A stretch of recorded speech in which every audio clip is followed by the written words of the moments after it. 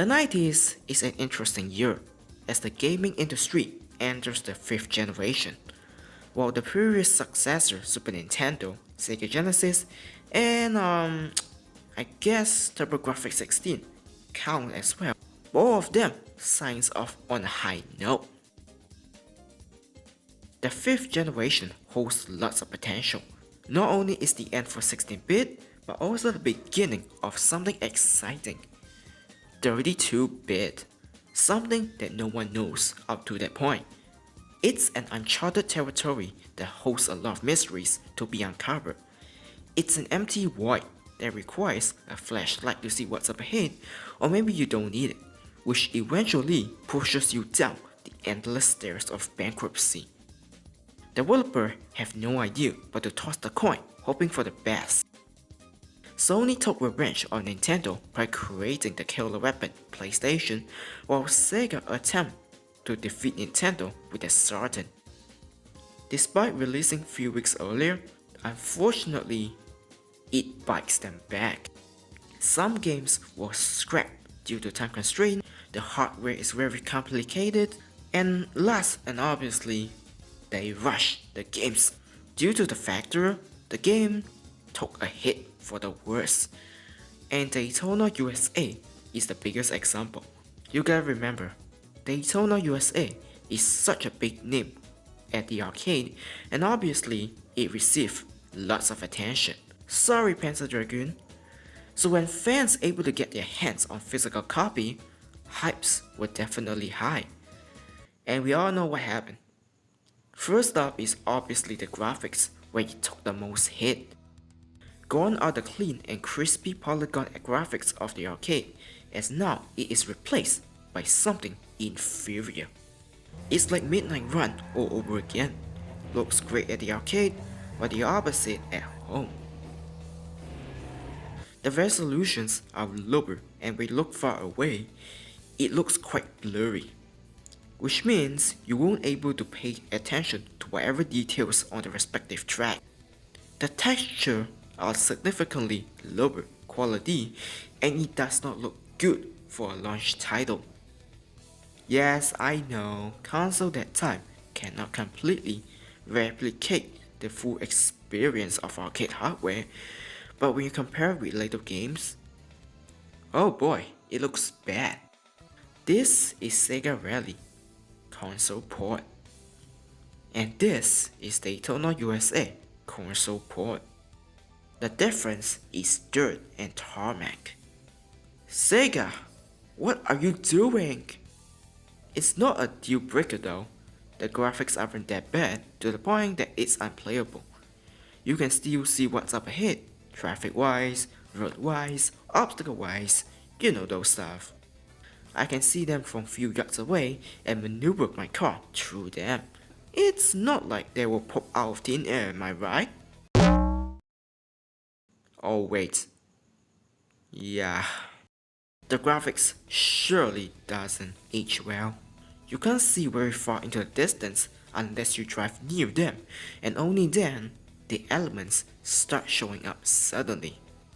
But I'm still sticking with the fact that since I have the course layout engraved in my brain, I don't have much problem with this issue. Moreover, I'm already used to this kind of graphics, so not a problem for me. But just then, another problem arises. The frame rate is really bad. The arcade remains consistent at 60 frames per second, while the console can barely reach 30 frames at all costs. Before you say, no, I'm not a graphic wizard as I don't have the necessary knowledge in terms of frame rates, but one thing I know is that the mediocre visuals really affected my experience.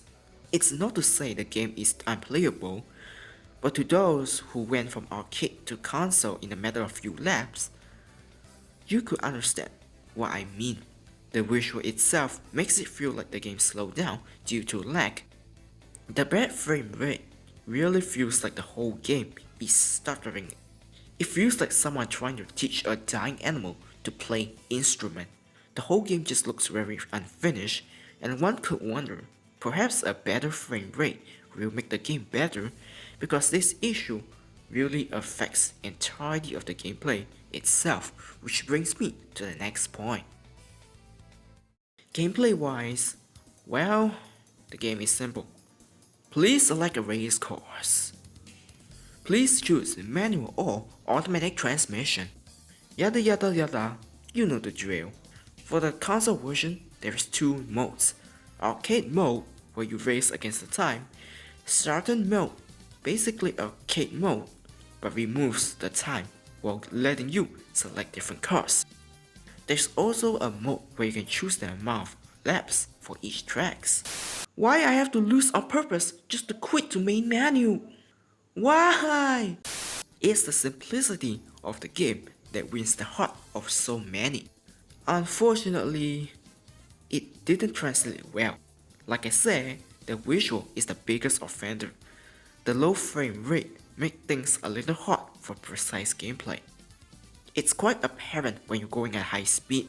Because you're going pretty fast and the corner is coming right up, you won't have perfect input that you used to have at the arcade machine. The low frame rate could or will affect the trajectory of your car, as you wouldn't know when it is the right time to slam on the brake. This could result in your car hitting the wall early or heading for the outside wall occasionally. It happens so often that you start questioning yourself, why are you suddenly so bad? Here's a better explanation. I'm driving on the advanced course, coming to a twisty corner. I know I need to drift, but because the frame rate is struggling, I don't know the right time to do what I need to do, and bam! I hope you understand what I mean. As for the cars, I gotta admit, they control pretty well. When you take away the bad frame rate, the cars are responsive and never do anything to fight back against you. Whether you are accelerating, drifting, or turning, it feels just like good old Daytona, which is a good thing. However, there is yet another problem. The collision detection does not work, well, especially around those ridiculous AI. Whenever you are near any of them, you simply slide past them. No matter how hard you try, you seem to be the negative side of a magnet, getting pushed away by each other. As you can see here, I was just minding my own business, drifting around the corner, but then the AI is in my way. And there I go, flying across the track by a strong force.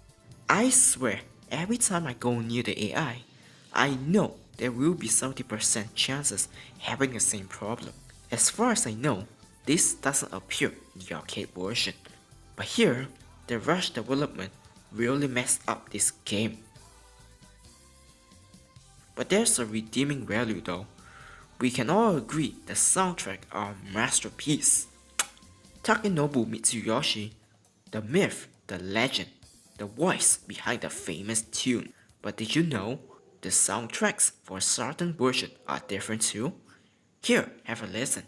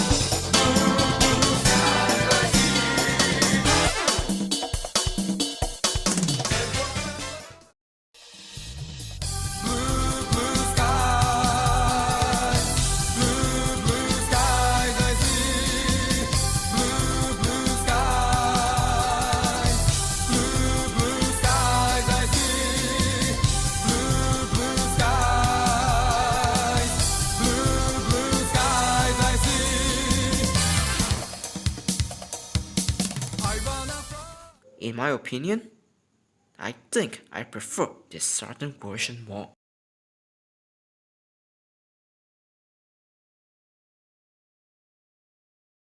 And that's Daytona USA arcade port on the Saturn, a game that left a bad taste in my mouth. Sega made a bad decision to rush the product to meet the market deadline, and it bites them back. The console itself, despite being successful in Japan, it falls hard for the rest of the world. Both Sony PlayStation and the Nintendo 64 crushed this opposition. Daytona USA unfortunately became one of the victims of the launch title. One could imagine maybe the game would be better if it wasn't rushed. Maybe it would be the dream version that everyone wanted. We will never know. But what did we know is that Sega didn't stop here, as they went on to make another version.